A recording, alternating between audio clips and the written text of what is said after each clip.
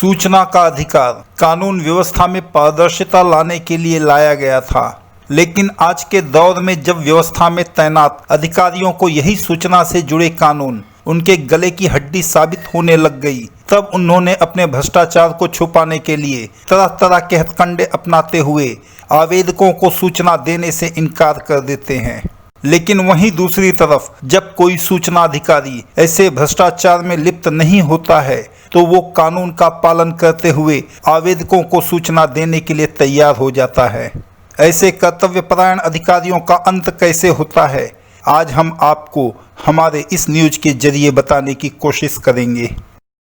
हमने हमारे पिछले न्यूज में एसआरए में तैनात उसके मौजूदा सीईओ श्री सतीश लोखंडे साहब के बारे में बताया था, और शायद ही किसी भी व्यक्ति के लिए यह दुखद क्षण होगा कि वो लोखंडे साहब द्वारा लिए गए फैसले की खुलेआम निंदा करे, और यही हालात आज हमारे सामने भी है। लेकिन सच्चाई यह भी है, जब लोखंडे साहब जैसा एक कर्तव्यपरायण अधिकारी अपने इर्द गिर्द भ्रष्टाचारियों से घिरा हुआ रहता है, तब वो ऐसे फैसले लेने पर मजबूर हो जाता है। आज हम न सिर्फ लोखंडे साहब की खुले तौर पर निंदा करते हैं, बल्कि उनके सामने बहुत से कड़वे सवाल खड़ा कर रहे हैं, जिसका जवाब उन्हें खुद ही ढूंढना होगा। एसआरए की बुनियाद भ्रष्टाचार पर टिकी है, ये हम नहीं कहते हैं, बल्कि इसका अपना अतीत कहता है। और यह भी कड़वी सच्चाई है कि इसके भ्रष्टाचार की बुनियाद को हिलाने के लिए मौजूदा हालात में संजय भाटिया और वी राधा जैसे प्रशासनिक अधिकारियों की जरूरत है, जो भ्रष्टाचारियों से घिरे हुए होने के बावजूद भी अपना अस्तित्व खुद ही ढूंढ लेते हैं, जिनके अस्तित्व को किसी भी प्रकार का राजनीतिक दबाव उनके कार्यकाल में दबा ना सका।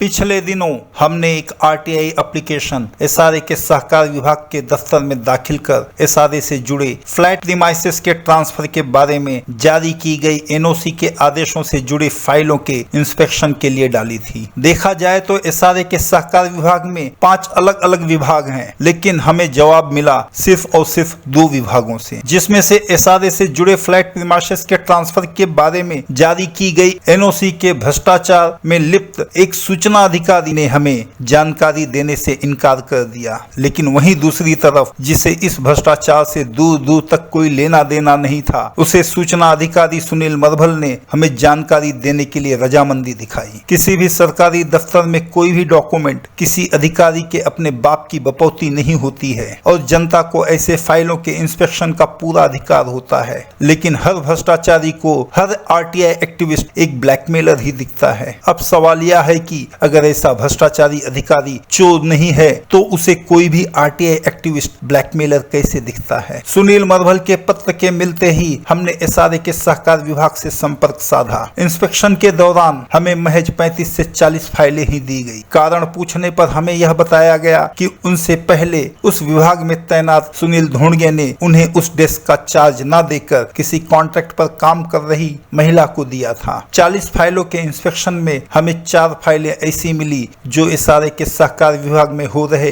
करोड़ों के भ्रष्टाचार की गवाही दे रहे थे। हमने उन 4 फाइलों के सर्टिफाइड कॉपी की डिमांड की, जिसे हमारे सामने सुनील मरभल ने किसी प्रथमेश शिंदे नाम के व्यक्ति को दिया। जब हमने सुनील मरभल से उस व्यक्ति के बारे में पूछा, तब हमें पता चला कि प्रथमेश शिंदे ना तो सरकारी व्यक्ति था और ना ही एसआरए द्वारा कॉन्ट्रैक्ट पर नियुक्त किया गया व्यक्ति था। हमारा सवाल बहुत ही स्पष्ट था कि प्रथमेश जैसे व्यक्ति को किसी भी सरकारी दस्तावेजों का एक्सेस कैसे दिया जा सकता है। तब हमें यह बताया गया कि प्रथमेश जैसा दूसरा भी व्यक्ति वहां पर है, जिसकी पगार वहां पर काम कर रहे सुनील धोंडगे जैसे अधिकारी देते हैं। जेरोक्स की प्रति आने में देर होते देख हमने सुनील मरभल को दूसरे दिन आकर ले जाने की बात की और वहां से निकल गए। दूसरे दिन जब हमने मरभल से संपर्क साधा तो हमें यह बताया गया कि वो 4 फाइलें गायब हो गई हैं। सूत्रों की माने तो हमारे निकलने के तुरंत बाद कॉन्ट्रैक्ट पर काम कर रही महिला ने हमारे द्वारा लिए जा रहे ट्रांसफर से जुड़े फाइलों के इंस्पेक्शन के बारे में वहां के कार्यरत सहायक निबंधक को बताया, जिसने बाद में अपनी आपत्ति वहां के सह निबंधक मोहम्मद आरिफ के पास दर्ज कराई। लेकिन सवाल यह था कि उस सहायक निबंधक को इतना डर क्यों लगने लग गया कि हमारे द्वारा लिए जा रहे इंस्पेक्शन को देख उसे उसकी नैया डूबती नजर आने लग गई। अब सवाल था 4 फाइलों से जुड़े मसलों के बारे में, जिसे इंस्पेक्शन के तुरंत बाद गायब करा दिया गया। क्या था उन फाइलों में? ये हम आपको बताते हैं। दरअसल एसआरए स्कीम में बनाई गई बिल्डिंगों को सरकार अपने फंडिंग से बनवाती है और एसआरए का नियम है कि एसआरए स्कीम में तैयार की गई किसी भी बिल्डिंग में स्थित फ्लैट प्रीमाइसेस को कोई भी लाभार्थी 10 साल तक नहीं बेच सकता है और अगर 10 साल के बाद वह उसे बेचता है तो उसे एसआरए को एक मोटी रकम प्रीमियम के रूप में देनी होती है। कोई भी सेल एग्रीमेंट तब तक वैध नहीं होता है जब तक कि उस प्रीमाइसेस से जुड़े मार्केट वैल्यू के हिसाब से उसका स्टैंप ड्यूटी भरकर उसका रजिस्ट्रेशन न करवाया जाए। वहीं कानून यह भी है कि जिस स्टैंप पेपर पर एग्रीमेंट को एग्जीक्यूट किया जाता है वह स्टैंप पेपर या तो बेचने वाले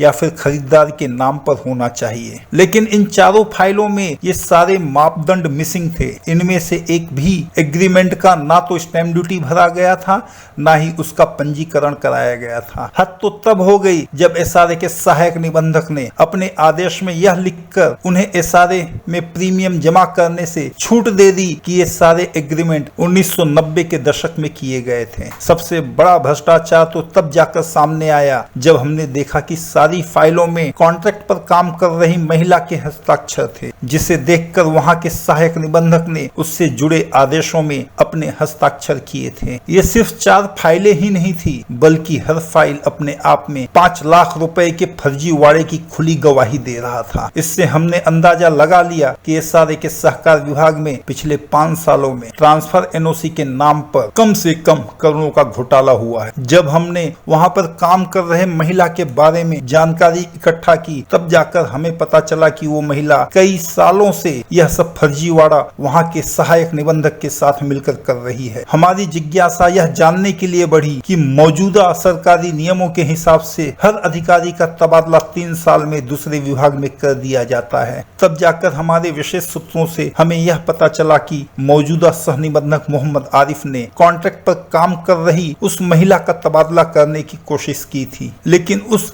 कोशिश के कामयाब होने के पहले ही उन्हें मुंबई के मौजूदा कलेक्टर मिलिंद बोरीकर और एसआरए में काम कर चुके उसके पूर्व सचिव संदीप देशमुख का फोन आ गया। अब सवाल यह है कि कॉन्ट्रैक्ट पर काम कर रही उस महिला की पैरवी मिलिंद बोरीकर या संदीप देशमुख जैसे बड़े अधिकारी क्यों करते हैं? इसका जवाब तो यही लोग दे सकते हैं। 10 दिसंबर को जब हमने पुनः सुनील मरभल से संपर्क साधा और उन 4 फाइलों के बारे में पूछा तब जाकर हमें पता चला कि एसआरए के सहकार विभाग में कॉन्ट्रैक्ट पर काम कर रही उस महिला ने सुनील मरभल पर सेक्सुअल हैरेसमेंट का चार्ज लगाकर उसकी शिकायत एसआरए के सीईओ सतीश लोखंडे साहब से की, जिसकी वजह से उन्हें 9 तारीख को तुरंत एसआरए के सहकार विभाग से निकाल दिया गया। हमने सारे मसले को गंभीरता से लेते हुए इसको बारीकी से देखा।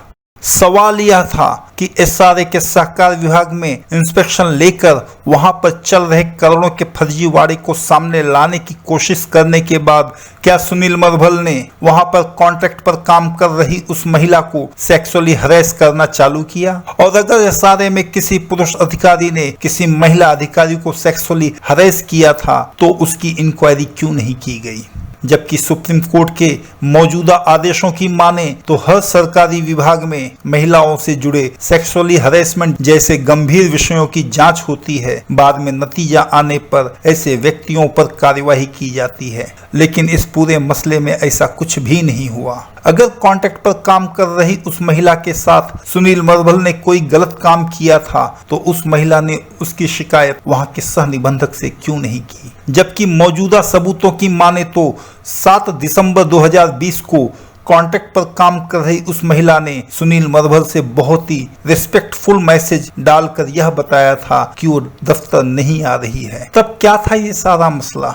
कहीं कॉन्ट्रैक्ट पर काम कर रही उस महिला को यह डर तो नहीं सताने लगा था कि फर्जीवाड़े से जुड़े ट्रांसफर एनओसी के मसले में उनसे यह पूछा जाएगा कि बतौर कॉन्ट्रैक्ट पर काम कर रहे कर्मचारी के हिसाब से उन्हें सरकारी दस्तावेजों पर हस्ताक्षर करने का अधिकार किसने दिया? क्या एसआरए विभाग ने कॉन्ट्रैक्ट पर काम कर रही उस महिला या ऐसे दूसरे लोगों की नियुक्ति के समय उसकी चल अचल संपत्ति का ब्यौरा लिया था? क्या एसआरए में शीर्ष पर बैठे अधिकारियों अधिकारियों ने यह गलत नहीं पाया कि किसी भी कॉन्ट्रैक्ट पर काम कर रहे या किसी भी निजी व्यक्ति को एक ही विभाग में और एक ही जगह पर सालों तक नहीं रखा जा सकता है। और अगर ऐसा था तो कॉन्ट्रैक्ट पर काम कर रही उस महिला या उसके जैसे दूसरे कॉन्ट्रैक्ट पर काम कर रहे लोग ऐसे अहम विभाग में सालों से कार्यरत कैसे हैं? और फाइलें गई तो गई किधर?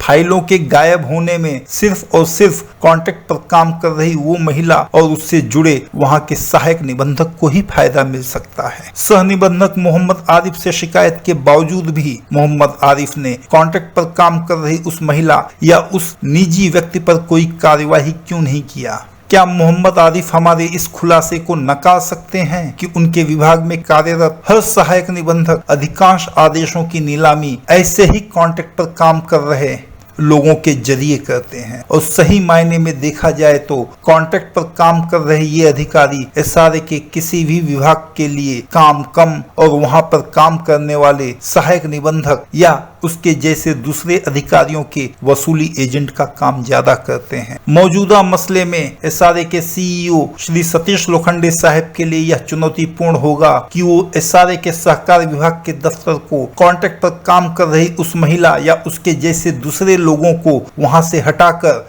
सहकार विभाग में पनप रहे भ्रष्टाचार को काबू में कर सकें और मसले से जुड़े गायब फाइलों को ढूंढकर मसले से जुड़े भ्रष्ट अधिकारियों पर कार्यवाही करें। एसआरए को कॉन्ट्रैक्ट पर काम कर रहे लोगों के लिए गाइडलाइन जारी करनी होगी। कॉन्ट्रैक्ट पर काम कर रहे ये लोग अपने निजी स्वार्थ के चलते एसआरए की डूबती साख को और भी डुबा देंगे। लोखंडे साहब के लिए यह और भी चुनौतीपूर्ण होगा कि महिलाओं से जुड़े सेक्सुअल हरेसमेंट जैसे गंभीर मसलों की जांच कर उसमें छुपी सच्चाई को सामने लाना। कहीं एसआरए के सहकार विभाग में कई सालों से कार्यरत इस महिला ने अपने निजी स्वार्थ के चलते सुनील मरभल जैसे अधिकारी पर गलत शिकायत तो नहीं की? क्योंकि हमारे इंस्पेक्शन के पहले तो सब कुछ ठीक ठाक चल रहा था, लेकिन फर्जीवाड़े से जुड़े फाइलों के इंस्पेक्शन के तुरंत बाद ही कैसे सुनील मरभल ने उस महिला को सेक्सुअली हरेस किया? ये सब बातें जांच के बाद ही सामने आ सकती हैं। और अगर सुनील मरभल दोषी है तो उसे आप समाज में दूसरी महिला को सेक्सुअली हरेस करने के लिए नहीं छोड़ सकते हैं। और अगर एसआरए के सहकार विभाग में कार्यरत उस महिला की शिकायत गलत है तब तो आप ऐसी महिलाओं को सेक्सुअल हरेसमेंट जैसे गंभीर मसले को एक हथियार के रूप में इस्तेमाल करने की खुली छूट दे रहे हैं, जो भविष्य में सारे ईमानदार और कर्तव्यपरायण अधिकारियों के लिए घातक साबित हो सकता है। और भविष्य में ऐसा ना हो कि कॉन्ट्रैक्ट पर काम कर रही यही महिला अपने निजी स्वार्थ के चलते एसआरए के सीईओ या उसके सचिव पर भी सेक्सुअल हरेसमेंट का झूठा आरोप न लगा दे। और अगर कहीं ऐसा हुआ तो एसआरए भ्रष्टाचार को छोड़ एक नए विवाद में फंसता नजर आएगा।